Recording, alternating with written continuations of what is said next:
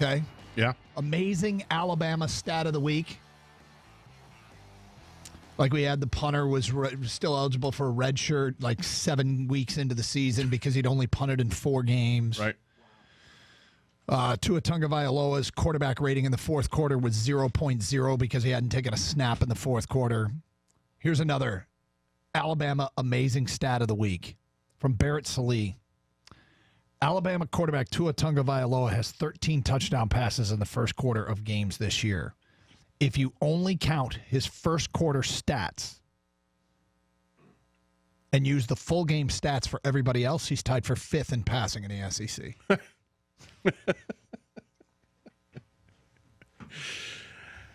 I tell you, Alabama gets out to leads like no team gets out to leads. It's too much Alabama after 30 minutes of play. I mean, you would just say enough's enough. And then what happens in the second half? Second half, they bring out Jalen Hurts. Yeah. Oh, crap.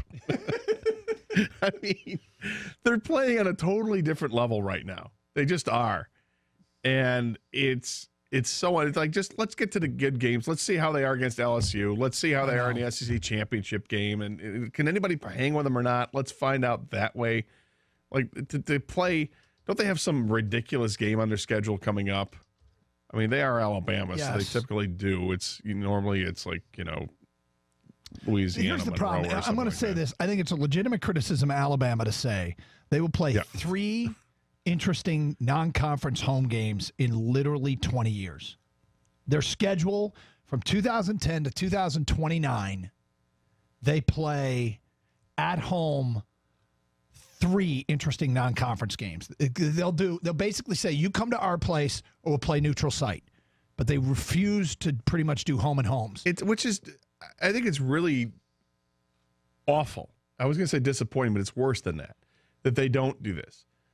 They are the juggernaut. Everybody wants to see Alabama. Like, I was so disappointed when the Michigan State-Alabama series was taken away. Yep. A little bit of sigh of relief, too, knowing how good Alabama is. You don't want to get housed in front of hometown fans, but at the same time, I want to see Alabama.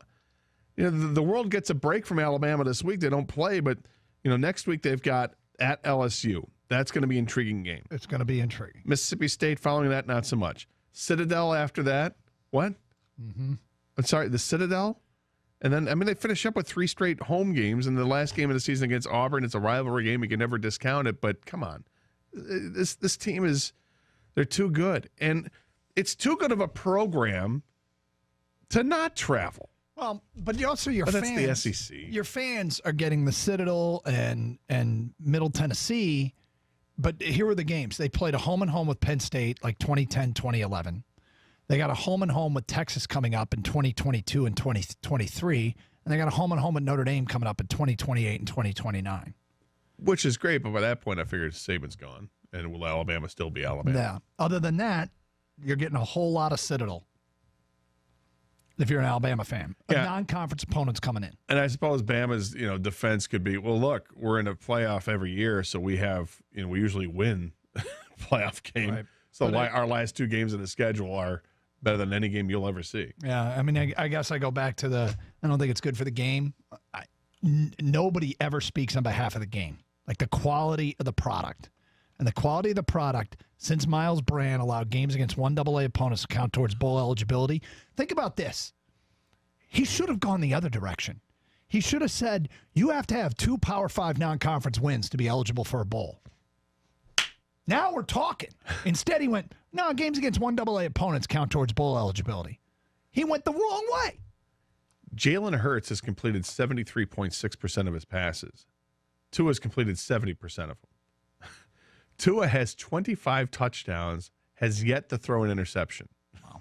Are you kidding me with this guy? Is he really that good? I wasn't convinced that, like, watching him in the bowl game last year, the championship, I'm like, is this guy really this good? I mean, it was a hell of a throw, but is he really that good? And then watched a lot of Bama football this year. He's really that good. Let him clear house, make all the trades, and then, I'm serious. Let the Giants clear house, make all the trades, get rid of everybody they can get rid of. Post-trade deadline, Giants versus Alabama. Alabama's favored by 9 points. Once the Giants clear house. Once they clear house. Sure. Well, Alabama's favored by 9. 248-539-9797. Ticket text 97136. By the way, this Illich Network, okay? Television network? Yeah. Here's a question about it. Is it the type of thing that, I mean, doesn't the fan only care about, oh, can I see the games? Yes, exactly. That's all the fan cares about. And the whole idea that if the Illiches create their own network for Tigers and Red Wings, and if the Pistons come, and what was it Stoney called it? The TWOP. Tigers, Wings, and Pistons, the Yeah. TWOP network. Okay, well, whatever. If we get a TWOP network and they include the Pistons, which I guess if they're at Little Caesars, it probably would. Should be TWAS. Tigers, Wings, and Sports. Okay. Because that can include more than just the Pistons. But Yeah. Yes. I don't think anybody, this is all negotiations between the Illiches and Fox. As long as the games are on our TV, we really don't care. I saw immediately tweets about, oh my God, the Homer announcers if the Illiches run the network. I'm like, I mean, right now, hardcore critics don't end up on the network. People can be critical of the teams, and the guys are. Like, the guys are critical, but they don't bash. Like, there's a difference between pointing out a bad play, a mistake, a managerial question, or all that. You can point that stuff out without annihilating someone, and then without saying they're hot garbage. Yes, but annihilation can't come, or doesn't come on the network. It doesn't now, and it won't then. I don't think it'll change that much. Well, I don't think it would change much at all. The change would it force Fox Sports Detroit out of business? Probably, unless they hung on to the Pistons. Well, then if Illich picks up UAD. What do you mean? What is UAD? University of Detroit Mercy? Yeah, what's their nickname? The Titans? Oh, so if you added that to the mix, Tigers, Red Wings, and Titans, could you call the network something else? Turt? Are you not knowing how to spell? Tigers, Wings. Red Wings. Sorry, Tigers, Wings, and Titans? Look, I'm trying to keep us on the air. I know. Turt. We'll go with Turt. The Turt Network. Okay. God. I work with a child.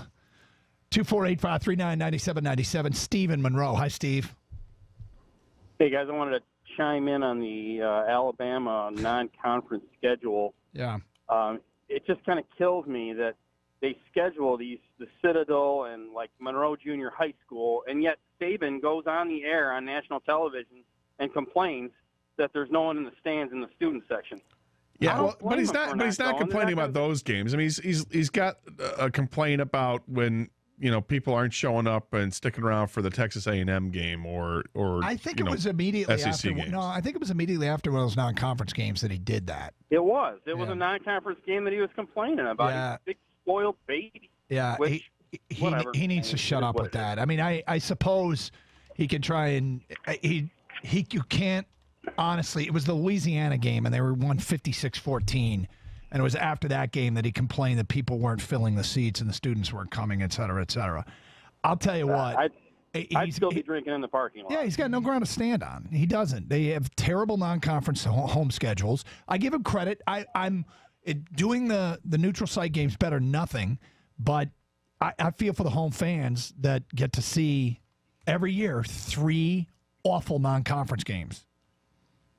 I don't want 1, and Alabama fans get 3. 248-539-9797. We'll get to more of your phone calls coming up. I didn't get a chance to talk about the acquisition of Damon Harrison yesterday. We'll get to that at 12:30. I had the day off with a prior commitment, but we'll take your calls, your ticket texts, et cetera, et cetera. My bad. It was after the Louisiana Lafayette game. So, yeah, absolutely has. Yeah, no ground to stand on. Exactly. What are you doing? You schedule a scrimmage. People didn't want to see a scrimmage. By now, you've heard there are major concerns about the safety of the water we use. PFAS is showing up in public water systems, in rivers, in lakes.